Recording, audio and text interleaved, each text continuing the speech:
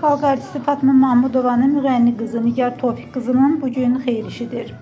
Axşam.azın məlumatına görə Nigar duet ortağı Xan Qaraxanlı ilə nişanlanır. Şəhər restoranlarında birində keçiriləcək məclisə Fatma Mahmudovanın sənət dostları da qatılacaq. Aktrisa bildirib ki, məclis Qarabağ Ailəsinin təşkil edilir.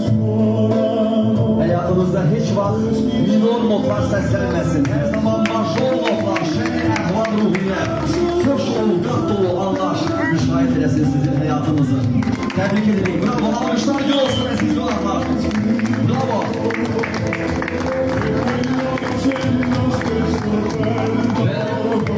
Bu alqışlardan sonra yerine düşür. Sevilen müğennimiz öz gəlişiyle, sevilen mahnısıyla hem sizi tebrik edir. Bugünden hem de bir can yoldaşımsa